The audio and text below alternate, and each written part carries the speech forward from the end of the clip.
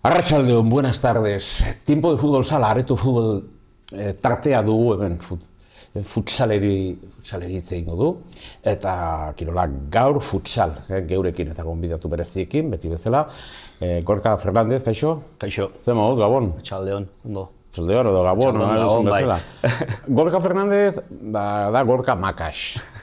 Horrela da, ez? Bai, hola, Azten bali gara hemen arauekin eta betzetzen ez dakitzen formalismoak. Gorka Makax. Makax taldearen arduradun bat, edo arduradun nagusia, arduraduna eta langilea. Hoi da. Eta, bueno, eta Makax taldea ari dela, aipatu behar du, Orezko Ligaskan.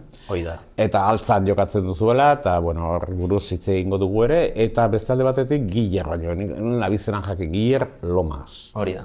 Bueno, zuk ere denetatik egin duzu. Bai, jokalari hoia eta orain... Jokalari hoia, baina hoia, teknikari hoia, entrenatzailea denetatik. Talde txiki hauetan, bueno, talde txiki, bihotze zaipatu talde handi bat. Baina praktikan, talde txiki bat, zemat entrenatzaile zareten, lau talde entzako. Hiru entrenatzaile gaude, hiru entrenatzaile lau talde entzako. Gero dazkagu laguntzaileak, baina, bueno, ez dute beti parte hartzen. Eta, bueno, dakagu Altola, beste gazte bat ere bai laguntzen digula, eta... Altola izango dela, Altola Agirre. Hoi da, Altola Agirre. Altola, Txina da, Japonia harrako txina, Altola izango da, Altola Agirre jauna. Bai, Altola, bueno, Altola, bai, horrela hartzen dugu. Lehen mailan ere gertatzen da, gorrotxategi, eta turri, futbol zelaian turri, baina turri entez dela. Errala iruguzari gara, hemengo arduradun bat Bilbora joan behar dugu, eta hori beste afera da. Atzo erdi erotuta amaitu nuen, nire eguna, Errealarekin, eta gaur ez dakit erdi zoratuta ere Errealarekin, bihar derbia dugulako. Eta hori da kontua, baina du futbolari buruz, berera arituko gara Makaxeri buruz, non jokatzen duen, zergatik, nola duten finantzamendua, eta gartza, baina aurretik, nola derbi kontua dugun, atletik taldeak, Areto futbolak, talde bat balu, muselaria bezala, irua banu, errega banu, eta erregalak ere, balu. Balu, bai. Nola ikusten dut hori? Nik uste tona izango zala, baina gehien bat, beti esaten detena, nik uste Areto futbola adin txikitan ondo iten diola futbol amaikako jokalariari. Osea, baloia ikutzerako garaian, leku txikitan jolastu, buru altxatu, baloiarekin jolastu, euki baloia oinetan, nik uste ona dala gerorako. Zuk ere horrela ikusten duzu? Bai. Eta gainera egia da, lehenengo mailan, futboleko lehenengo mailan ikusi ditugula hainbat jokalari, adibidez Neymar, Marcelo eta lako jokalariak txikitatik jolastu dutela Areto futbolean eta nabaritzen da beste teknika bat daukatela. Portugesak, Brasildarrak, Argentinarrak... Eta uste dut Katalunian ere bai, eskolak futbol zazpi egin beharrean Areto futbola egiten dutela. Hemendik pasatu da, antiguoko jokalari bat zen, Lauburu Ibarrako jokalari bat ere, Argentinar bat oso dutela, eta aipatzen zuen, txikitatikan, Areto futbolean ikasi egin zuela, garatu, sustatu, eta amaikako futbolean aritua, baina bueltatu zela Areto futbolera. Eske, bi kirol ezberdina dira. Oso ezberdinak. Ez dakiz teknikari batzuk esaten dute, edo laguntzarako, edo garatzeko zuke aipatzen zenuen, mina egin ziola Areto futbolari, kirola bera, bat zela. Eta hori, eske, kirol ezberdina da. Kirol, eta hor, hor ez zuen errastatu, baizik eta... Zebila zerreixa izango zen, Areto egitea adin txikitan, ikastola edo eskola guztietan, Areto futboleko kantxa bat dagoenean. Bai. Bueno, zuek altzan abizarete. Ez que altzara, hor ondo kokatuak, hor dagoen kiroa, horko berotasuna, horko Areto futbol giro hori, harremana estu bat duzue. Baina, zuek, ez da etxetik kanpo setintzen zaren pixkat, zuek antiguko inguruan nahizen lukete jokatu. Ba bai, zeatik azkenean altzan, osea, zelaia guai dago, osea, kriston poli kiroldegia da, gradak kenduta, baino...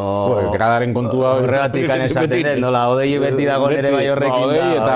Eta nire lankide bat ere bai, dago beti afera horrekin, baina beste kontua da. Ba, gauza da, osea, altza dagola, Añorga txiki antiguo dela gurezea, beste puntan, Donostiko beste puntan dago. Jokatu zerutela Pio Barojan, moin duela juvenilekin, finalerdi bat? Juvenilekin jolastu Bentaberrin, eta gauza ezberdina izan zela. Giroa sortara zenutela, eta bai, ez? Bai, jende pila juntzan ikustera, eta bueno. Eta gustora alderretatik, ez? Hombre, eta juvenila gaztia diala, ikustea jendea beraiek ikustea juten diala, beste zea sortzen du. Hor, Iñaki Zabaleta aipatu beharko dituzue, pentsatu dut aipatu bat duzula, baina, bakizu Iñaki Zabaleta arauekin, hor... Bai, eta zaila dala, ulertzen dugu zaila dala, eta eskenean Donosti aldeko taldeakan jolasten dugula altzan, eta bueno. Baina gure eskaera hor dago, Bazpa ere. Zabaleta jauna, ahalegina guztia egin, ni ulertzen dut ahalegina egiten duzula, baina araua bete behar dilera, orduan tarte bat, egun batean hori azaltzen den aukera hori. Bueno, lehen urtean jarri zigun semifinala, jarri zigun. Bentaberrin, ez? Hori arrera pasu da. Eta, azken arrera, jaso duzuen arrera altzan, zoragarria, primerakoa, alderretatik. Berotasuna nabaritzen da, ez da altzak giro hori, ez?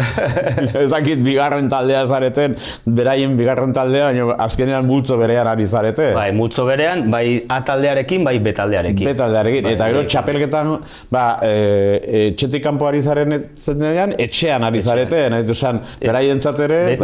Beraien aurka beti kanpoan. Beti kanpoan. Bueno, horrela da, giroa ere sortzeko, eta harremana estua duzula. Bai, hori ekipos ondo eramaten geha. Ona da hori, Ez dakit gero jokalaren artean, ez dakit ze harremana izaten dituzen, usteko jokalari batzuek, edo ez dakit nola moldatzen zareten hortikan, zure egitura ezberdina dela, edo beraien egitura ezberdina dela. Guk egia esan, gure jende hartzen dugu antiguo zonatikan, orduan beste taldeak gehiago hartzen dituzte leku askotikan, ez?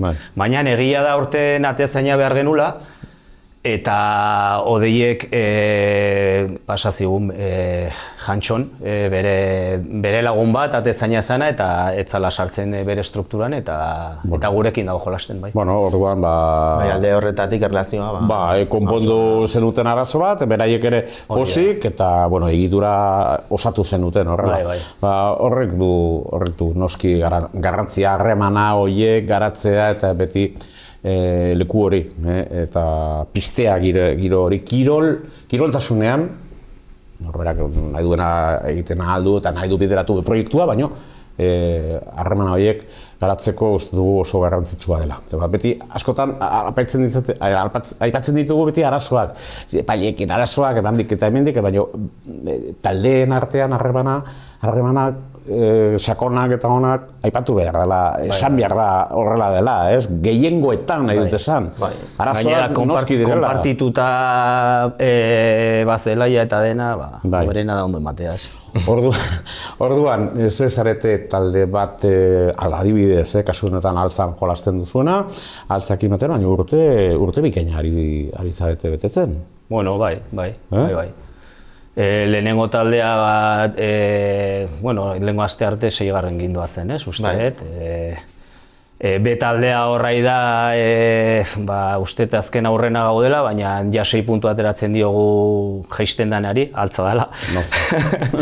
Eta, baina bigarren taldea, aurreko astean adibidez, 5 juvenilekin jolastu genuen, da benetazko B talde bat, ez dugu konpetitzen goran egoteko baizik eta lantzeko, garatzeko,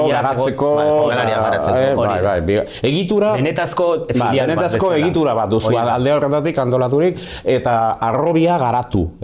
Eske lehen talde bat arrobirik gabe areto futbolean badakigu hori oso komplikatua dela. Eta saiatzen geha denak era berdinean jolasten, eta bueno. Entrenamenduak eta beste datekoak altzan ere egite dituzue edo beste leku batean? Altzan eta Pako Paco Jolin. Eta Pako Jolin bai. Bueno. Laugarren talde bat ere duzue? Dazkagu bi talde hauek seniorrak eta bi juvenil. Eta bi juvenil. Bueno, egitura osatuz, baina entrenatzaile gutxi. Arazo bat izaten da alde horretatik ere, ez zarete bakarrik zuek, alde horretatik. Beste taldeak ere arazo bera pairatzen dute.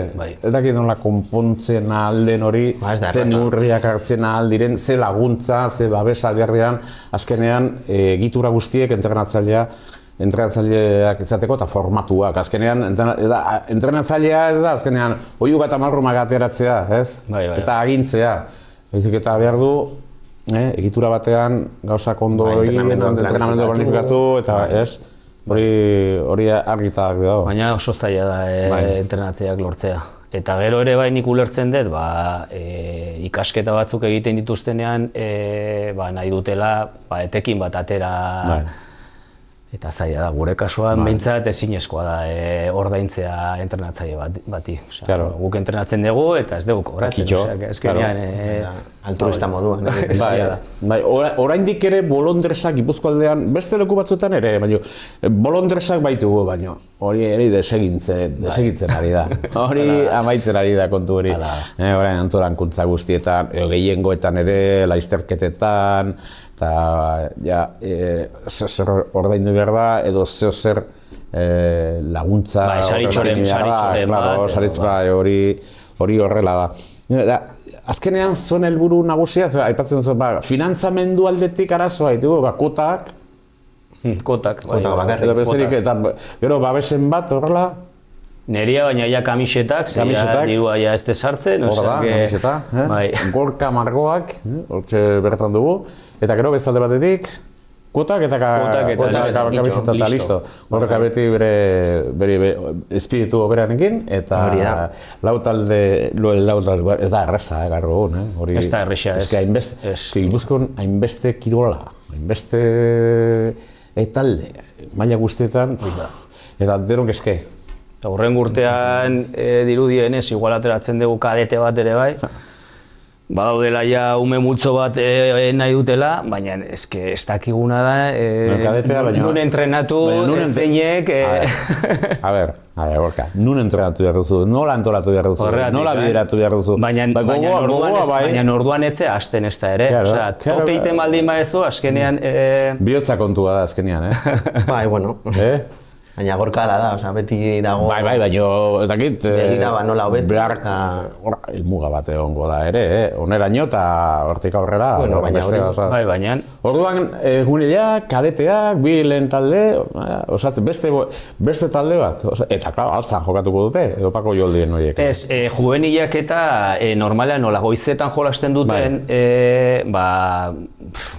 egun baten egian jolasten dute, beste egun baten gaskan libre baldin badago, hola ditzen gea bide bietan.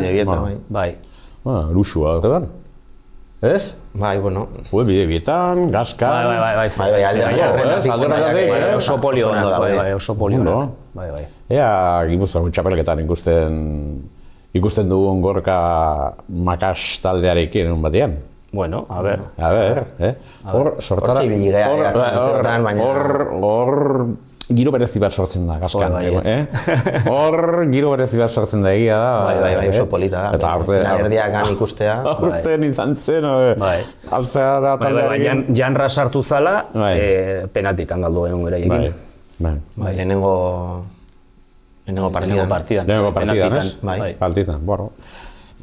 Jokoen kontuak. Eta iaz uste dut, Errikederen aurka baita galdu genula eta beraiek iritsi zirela playoffera, así que...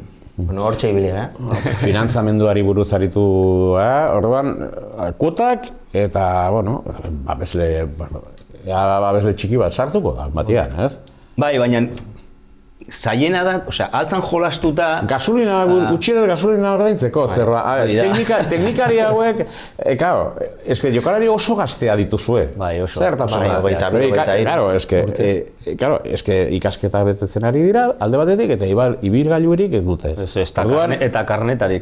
Bueno, kasuen, eta gehiago dena, zuek hartu behar duzue ardura hori, eta zuen ibilgailuekin mugitu behar dituzue, bueno, claro, eske ez da afera basaia jotea.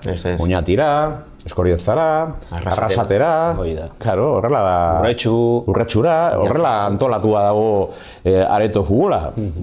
Lurralde honetan, orduan, hori dena kontutan hartuta, ez dakit, da hori ere erraza. Jo, ez da ez. Orduan, finantzamendu plangintzan berezi horretan, hori ere kontutan hartu behar da. Bai. Eta gutxi, pentsatzen du. Gutxi. Pero, claro, borondate honarekin eta bihotza, borondatea eta bihotza honen izatea, baina esaten duzu. Eske, hau, ez? Bai, gauza asko dira. Eta baina kadeteak. Bai. Ikusiko dugu, a ber. Bai, eta teknikariak eta federakuntzan zatu, zi ondo, eta kadeteak ateratu berritu du, baina laguntza pixkat jaso behar duzu alderratzen beti, eske. Ez da, Alberto Ferreresekin beti kontua, Pasaiako udalarekin beti eske ari gara, kantxa bat behar dola. Bai, hori da. Bueno, kantxa bat. Zorke kantxa bat behar duzu, baina, bueno, uneiak eta ondo kokatu behibietan. Hori bai. Lehen taldearen kontua da bakarrik, altzan. Okatxa pixkat hori, sustrai hori lehen taldea baldin badakazu behintzat etxe ondoan, naiz eta besteak ez, behintzat zaletuak eta juteko eta ikusteko, eta gero beste tabernara bat eta juten baldin bazea bokata jatea, hori, gero dirutxo pixkat emateko bera. Claro. Ez que horrela da kontua. Gero tabernak hartuko ditu neurria gero hori ondo banatzeko eta kobratzeko eta gero berriz ere zuari banatzeko, ez? Egiazko futbolaren kontua dira hauek. Aipatzen dugu horrelako hain gertu horrelako izar futbola dugu, maila guztietan, eta azkenean, geure kirol kutxuna ere, geure seme alabekin hor dugu. Aritu naiz semeekin, alabekin, nesken taldea... oso zaila, ez dago. Orduan oso zaila. Ez dago. Proiektu guztie hausnartu eta ikusi eta arduradunekin hitz egin eta beti arazo bera, ez dugu txapelketarik. Eta pixkat, triste xamarra iruditzen zait. Bai. Triste xamarra, baina pena da, Bai. Pena da alderrotatik, ea konpontzen den. Ea konpontzen den hori, egun batean konponduko da. Pentsatzen dugu, egun batean konponduko da. Edo tresna jarri beharko dira hori martxan jartzeko, hori gauza garrantzitsua izango liteke. Beno, aurtengo txapelketa ere, azkenean, luze doa eta exigentea. Bai. Zontzat ere bai, ez? Bai.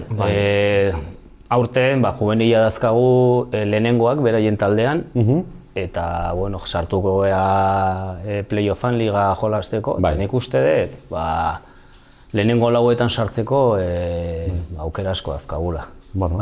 Gaztetxoak etorkizunarako prestatzen ari zarete. Ere daukagu B taldea juveniletan, eta pasaden astean irabazi dute Ibarran, eta alde horretatik pozik gaude baita ere. Oso ondo.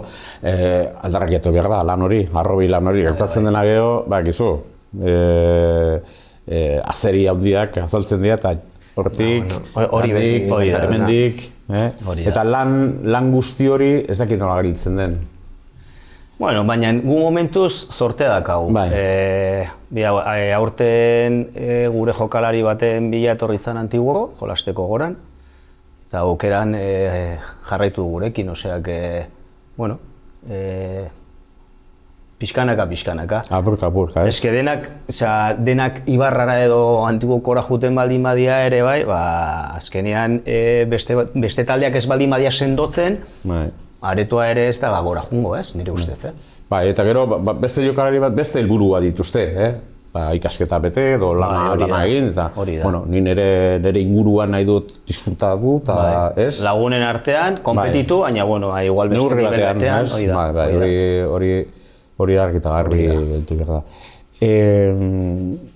Orduan, bihar derbira zoaz? Bai. Zu ez? Ez? Ez. Etxian. Bai, bueno, edo lagunekin oraindik ez dut erabaki, baina... Lagune, kontaberna batian edo etxian elkarte guztarete, edo taberna batian hobeto. Taberna batian hobeto, ez? Bai. Ja, jarri txuri urdinez hori beti. Hori beti. Realaren alde beti. Eta zu Bilbora zoaz, Bai. Baduzu, ez dut zango morala duzu, duzu nahi maizik eta gogotxu, Oso gogotxu. Gainera orain dela, aurreko semifinalean egon du ginen, familia lauok egon ginen Mirandan. Bai. Eta irabazi genuen, eta bueno, Zoratu zineten, ez? Hoi da, eta bueno, aber berriro ere zortea dugun. Berrez ere derbi bat bizitzea horrela, alde batetik derbia. Eta gero, azkenean final erdia da. Egun berezia eta partio berezia. Final erdia. Final erdia dela, ez da antzi behar hori, Errealarentzat eta Atletirentzat garrantzitsua izango da. Baina Errealarentzat ere bai, ez? Bai. Lenguan Xabirekin aipatu nuen hemen, beldurra nuen, baina ni ziur nintzen, baina esan nion, ziurtaratu behar du gehiago orduan ez esan, baina aipatu genuen atzo ere, eta Jose Mari Bakero sartu zuen. Añorgatarra, Jose Mari Bakero. Hoxe, bai. Añorgatarra da, Jose Mari Bakero. Bueno, goizutarra, baina garatua Añorga, eta Añorgago futbol zelaia. Amala urtekin ikusi azien duten nola gobalazten zuen, mutilorren, Gabilondokin, 15 urtekin sanzen zegoen. Hortik argazbiat urrengo solasaldian Titorekin eta hauekin Tolosarekin eta Ketu Garziarekin eta Miguel Perezerekin azalduko dugu argazki hori Jose Mari Bakero bera dela han Arratxe Irundarra, Mandiola eta besteneateko jokalari baina Jose Mari Bakero sartu egin zuen huts eta huts Atotxan amaitu zuen lehen partidua eta bigarrena Jose Marik sartu egin zuen. Bat gutxi haukin gainea. Bai, baina bueno, gara gai hartuko du. Derbia bizitzea, eta hori oso ondo dutzen zaigu. Martxa bat hemen hartu Errealarekin, hartu martxa bat, ez dakit nun amaituko dugun horrekin. Azkenean Erreala ikusten dut, areto futboleko talde bat sortuko dutela azkenean, gauza guztien. Komplikatua izango da, Atletirentzat. Betisek badu talde bat? Bai. Bigarren mailan orain edo... Bai, bigarren mailan. Bai, baina egon dira lehenengo mailan. Barça, Levantek ere bai daka. Levantek ere badu, Barçak ere bai, bueno... Betiseko gitarra jogotu dute gitarra, Betisekoek, baina, bueno... Horrela dio. Bueno, finantzamenduari buruz aritu gara. Jokalariak hautatzen dituzue Donostialde guztian, Bidasoaldetik, Oiartzunko inguruan Oiartzualdean, edo nola hautatzen dituzue? Bakarrik Antigotik, gehienak auzokoak. Auzokoak dira, gehienak auzokoak. Ados. Baten badakagu Donostikoa, bueno, Antigo eta Donosti ez da erdina. Baten Donostikoa, gehien bat, Gile eta biok sumaldapetan ere bai egondu ginelako entrenatzen, eta, bueno, ere bai... Martutenetik edo... Baina gehien bat dia denak Antigotarrak eta handikan hartu dituguna beste batzuk. Hiru lau jokalari, baina besteak Antiguokoak. Antigoko, hor da zuen sustrai nagusia, horregatik, zuen lentaldeak hor inguru horretan jolastea, Bentaberrin edo Pio Garojan nahi zuzen ere. Eta kirol aldetik aurrera pausorik emateko modua? Gure ideia Liga Baskara egotzea da, denborarekin, baina denborarekin edo horren urtean, baina presa gabe, talde gazteakin presa gabe, baina ideia egotzea da. Esaten didate askok eta askok astuna dala Euskal Ligari. Gipuzkoar talde gutxi... Gutxi daudelako, bidai asko daudelako. Bi bakarrik. Bizkai aldea eta, bueno, orduan, zubi bat izango ditake hirugarren mailara igotzeko. Beste kontua da. Topea hori izango zen, baina nik uste, hirugarren mailaraino nik uste... Hirugarren maila horretan Gipuzkoar taldeak bai duzu. Pila bat, bidei gutxiago. Garraio aldetik alde horretatik, arazo gutxiago. Zegin nun Etxemarekin, Oiartzuneko entrenatzailearekin, eta lehen urtean zen, igoziala. Eta esaten zian, hori, hobeto zala hirugarren mailara igotzea, bakarrikan ja bidaiak asko ze gutxiago dialako, bidai luzeak esan nahi dut. Bai, hori argi eta garbi, eske. Dero esatu, Eskaliga horretara igotzen bali magara, Bizkai aldera joan behar dugu, bidai hainitz alde horretatik, eta, bueno, ez da hain errazak, azkenean gastua da. Hombre, eske diru aldetik. Eta hirugarren mailan, Gipuzkoar talde gehiago. Pila bada. Hain Zutoni Pari, Afantxo, ez? Bai. Eta beste inatzekuek, eta, bueno, maila aldetik ere, bueno, horre maila... Hori beste historia bada. Beste historia bada. Beste historia bada. Beste historia da, baina, bueno, ikuste dut zuek otxura duzula ondo bideratzeko hori, iriste bali bada unea eta eguna, egingo duzu. Bitartean, ondo konbititu, multzo honetan eta lana behar den bezala bete. Bide horretan gaude. Bide horretan gaude.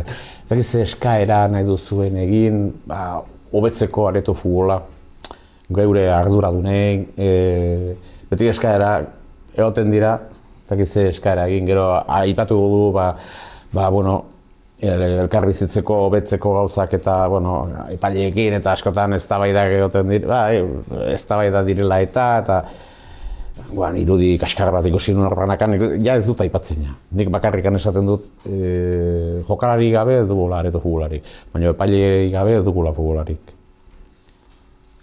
Gile hitz egitea honetaz, diplomatikoagoa da. Gile bai, diplomatikoa da. Baina itzin behar da, gauza eta itzin behar da, ez dakit, ez dakit, begietan ze estali nahi den horrekin, eta ondo bideratu behar da, ez da erraza, Ez da erraza, baina ara, bueno, harremana nire ustez hobetu behar dela, baina bi aldetikan. Taldeak epaiekin, eta baita epaileak taldeekin. Ze, bueno, biak beharrezkoak dira partiduak egoteko eta kompetizioa eukitzeko, baina gaude nire ustez puntu batean oso urrun gaudela bi estamenduak eta baina hobetu beharko da? Bai, hori hobetu bai. Hobetu beharko da? Hori argi daukagu, baina, bueno, denon lana dela edo izango dela, hori hobetzea. Gertatzen dena hor, erdian sartzen dena beti gaizki ateratzen dela. Holaxen. Eta orduan batzuk alde batetik eta beste batzuk beste alde batetik. Baina hori konpondu beharko liteke. Eta konpondu behar da, zeba areto futbolak merezi du alde horretatik hori konpontzea. Hori konpontzea.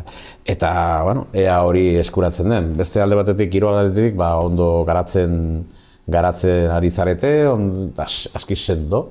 Eta, bueno, diru laguntza gehiago pixkatekin, da, bueno, azkenean kontua da, kirola finkatzea. Hoi da.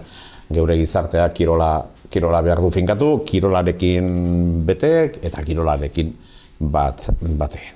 Bueno, ondo pasa bihar. Bai, saiatuko naiz. Lan hona dauka. Galdetuko diotoan emaitza. Bueno, emaitza ez. Azkenean, duk uste duzu, ja seriosa egingo diot. Esaten diotan ez zela hemen Tito, bueno, Tito, zu Tito zara, Tito eratuzta, Tito, bigarren Tito hemen. Nola ikusten duzu? Busti hemen? Nik uste dut Erreala favoritoa dela. Bai, Tito gauza bera esan zuen. Baina San Mamesen, esan bueno, ni lehenengo zatian zenbat txartela ateratzen diguten arabera, aber nola ateratzen diguten? Bai, diguten arabera, aber beste ez dut uste aterako jenik. Orduan, aber bigarren zatia, nola dijoa. Atituko esan zuen, ez ez favorito bezala, beste favorito. Nik zatian, ni beti beldurrakin zaude. Baina, eske... Nik uste partiontako Erreala hobeto dagoela. Bai, baina Atleti San Mamesen... Bai. Indartsua da, nahi dut esan. Indarra bultzada... Bai, zaletuak, bai. Zaletuekin, armailetan giro zoragarria eta raza hori kudeatzea, Epaile batentzat, ez da ere. Bueno, ez dugu aipatuko Bresen kontua, Ez dugu aipatuko Bresen kontua, hori. Sin comentarios. Sin comentarios. Hori da, Gero hori entzuten dut, bueno, deno, omen Bilbon ere ados direla, baina esan, es que teníais una tarjeta, luego no enseñaron, no tuvo agallas para ya... Zubeldiari... Bai, garen txartelatea bartziotela. Ikusi behar du gauza bat besteakin. Batak besteakin ez du, zer ikusirik, bueno, horrela konpondu ginen, eta bueno, zuk orduan ikusten duzu errela favorito bezala. Ni bai, eta ez gustatzen hemendikan hilabete batetara izatea buelta. Hor buskatzen da, ez? Eta beraiek rekuperatuko dute pixkat jendea. Jokali batzuek eta bai, lehiakorra. Bere, San Mamasin gutxienez oso lehiakorra dira. Bai, hoi da. Oso lehiakorra dira. Eta gainera derbiak beti dira Derbia. Nibelatuak eta... Parekatuak eta joko gutxirekin. Bai, gehienetan, bai. Jokalari trebeak, behar lukete hor erakutsi bere maila eta hor markatu bere maila, iazko maila. Eta zuk nola ikusten duzu? Marka gailu alde, Tito, esaten. Jose Luis Tolosan ere alboan egoten da baino, Tito? Tito, busti. Bat, eta gero anuetan errematatzen dugun. Baina, batez ere, San Mamesetikan bizirik irten, eta nik uste bat, emaitza hona dela. Apikan anueta, horretan da kontua. Bueno, Makas taldea, bisitan, Gorka Margoak. Bale mauzu baten bat, talde horretatik, edo laguntza bat, edo marrakotu, Gorka Margoak taldea da. Eta altzan jokatzen dute, eta beti altzarekin harremana estua dutela, eta beste taldeekin ere bai, baina arrobia garatu dute, sendotu dute asko arrobia, hori interesgarria da, gazteekin, eta kadete talde bat azkenean, irtengo da. Aipatu duzun bezala, irtengo da azkenean. Ematen du, bueno, gazteekin nordak. Zorionak, alde horretatik betetzen zuen lanarengatik eta kirola martxan jartzea eta horrelako funtsarekin lana egitea. Bueno, eskerrik asko gurekin izateagatik. Eskerrik asko eta ondo pasa Bilbon. Bai, saiatuko naiz. Eurra. Hoixe. Atleti eta Erreala, ikusiko dugu nola konpontzen den norgehiagoka. Bihar, San Mamesen. Bederatzean, arpegia, ez postasuna. Zuk ere bai, ez postasuna. Bueno. Kolori urdina, zue? Ez zuri-gorria, ez forro. Urdina, hau Tolosako kondua, urdina. Gazen taldea, urdina txiki taldea bat, garri bat. Hostine bai. Eta, geure aldetik besterik ez, eskarrik asko, eta hurrengo arte. Hoi da, hurrengo arte. Ea altzan ikusten garen egun batean. A ber. Eta beste egun batean, Altiguon, Bentaberrin edo Pio Barojan, ikusiko du hori. Beka, eskarrik asko gurekin izateagatik.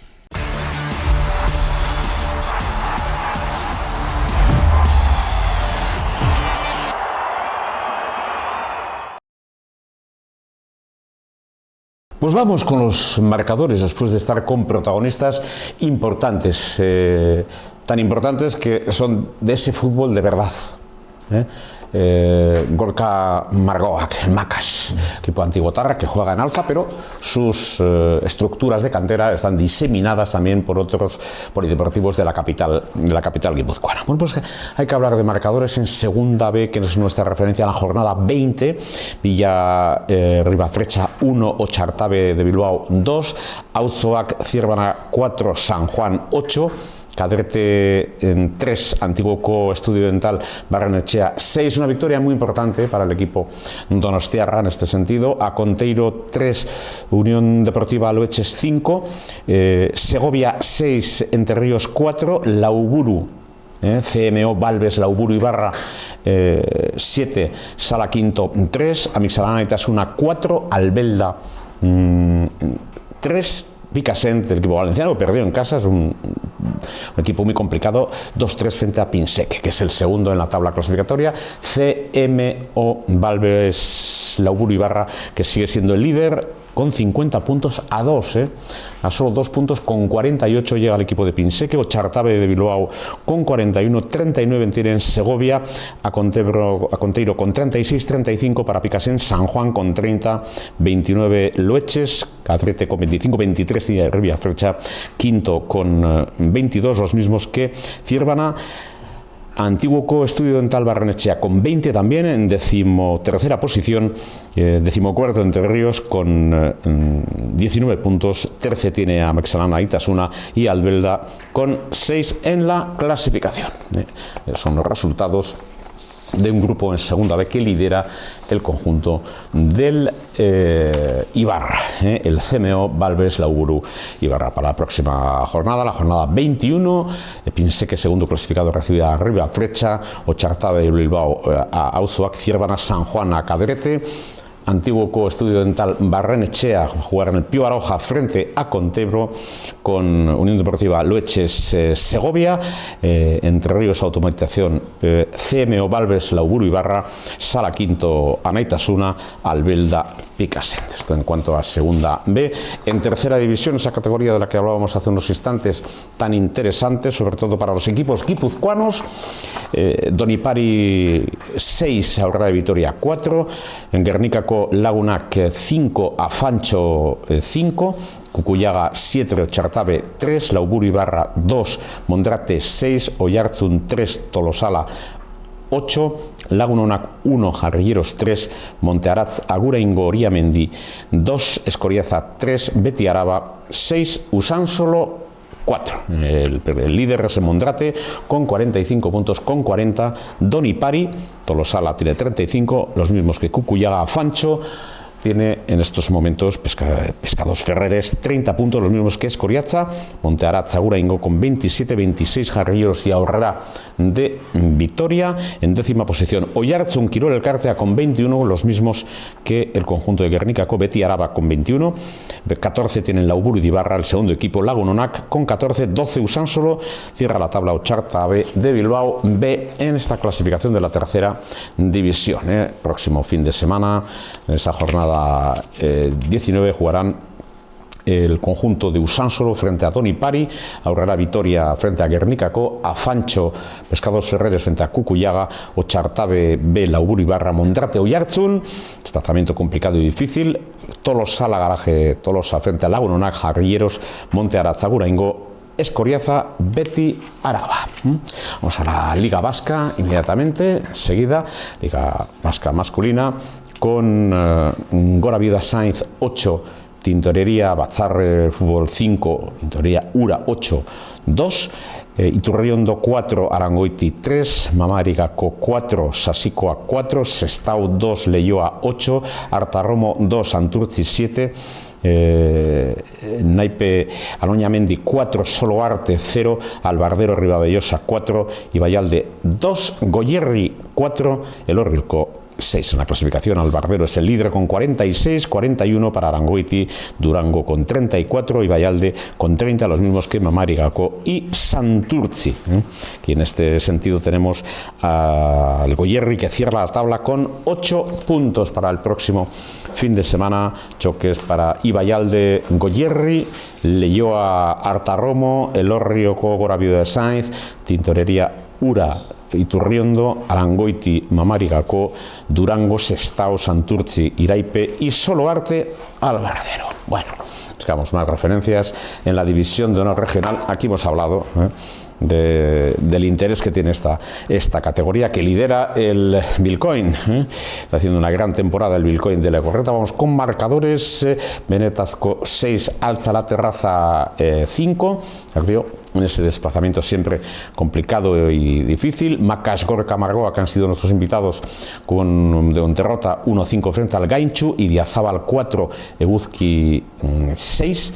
Melemele Tolosala 5, Hanra Blue 6, Euskalduna 2, Miren Taberna Oiartzun Quirol Elkartea 2, Bilcoin Basabe 5, Txakun 0, Antiguoco D4 Reformas 3, Martutene Zumardi 2. Aquí el líder el Bilcoin, como ya saben, con 43 puntos, con 33 llega Martutene, Alza la Terraza con 27 puntos, Benetazco 26, 25 Hanra Blue, Miren Taberna Oiartzun Quirol Elkartea sexto en la clasificación con 25 puntos, 22 tiene Eguzkia Recupera Rehabilitaciones, 20 en la clasificación Macas Gorka Margoak con 20 puntos, los mismos que Euskalduna. Antiguoco D4 Reformas llega en décimo lugar Zabar con 18, 17 Txakun, 12º con 15 Gaintxu, Nelemele Tolosala con 14 con ningún punto, Idiazabal, próximo fin de semana, la jornada 16, Gaintxu Altza La Terraza,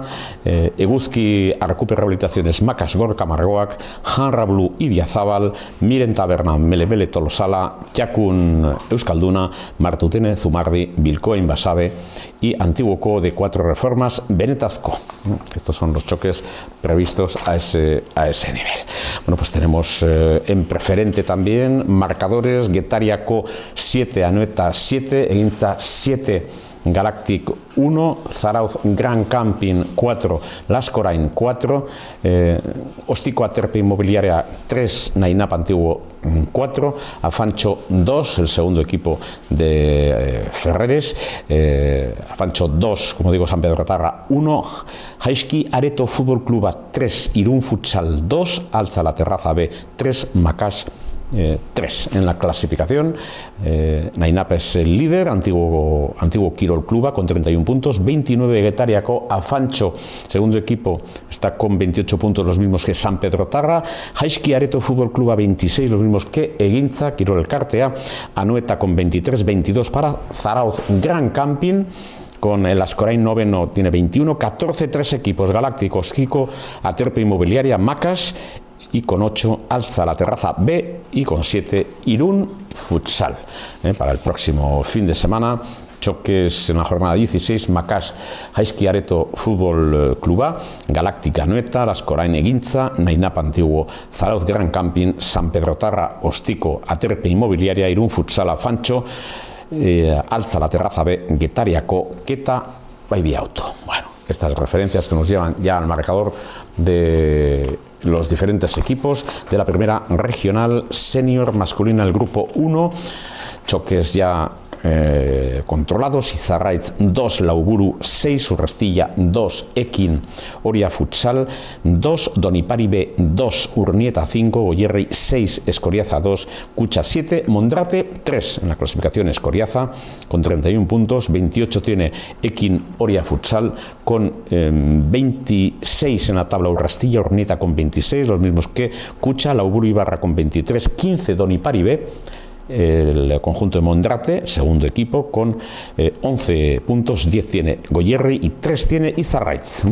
Choques para Urnieta, Goierri, Mondrate o Izarraitz, Lauburu Ibarra, Urrestilla, Eki Oria Futsal, Donipari B, Escoriaza, Cucha. Y en el grupo 2, marcadores ya, referencias: Eguzki, Ventanas Su Leioak 3, Ausa Zaldibi 8, victoria de Zaldibi, en este caso. Hanrablu 3, Anoeta 3, Urnieta 5, San Pedro Tarra B 2, Ataun 4, Gamón 3 e Ibartarrak 2, Garaje Tolosa Tep Tolosala B 11 en la clasificación. Ataun es el líder, Ataun Kirol Elkartea 37-32 tiene Hanrablu, Garaje Tolosa Tep Tolosala 30, 26 Zaldibi con 26 puntos, Eguzki tiene 21, 17 Anoeta, Urnieta 14, 11 tiene Gamón, San Pedro Tarra B con 7, con 4 e Ibartarrak. Próxima jornada: Garaje Tolosa Eguzki, Zaldibi Hanrablu,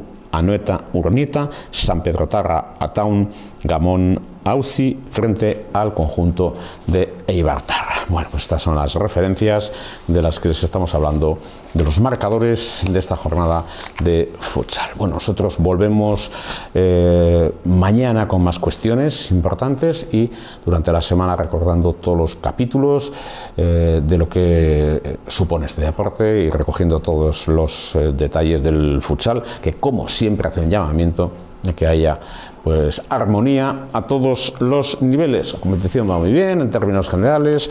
Ahí está Lauburu Ibarra, que sigue siendo el líder, con sus posibilidades. El trabajo exigente este año para Antiguoko, más complicado, Estudio Dental Barrenechea, y en el resto de categorías ahí está la pugna, Altza La Terraza. Parece que está costando un poco llegar a ese liderato. Es complicado en su grupo porque Bilkoin sigue siendo un líder sólido a esos niveles. Bueno, pues tendrá que trabajar porque ahí está Martutene también en esa segunda posición. Bueno, nosotros ya les dejamos. Todo esto ha sido posible gracias a Xavi Bermúdez. Un saludo cordial. Gabón.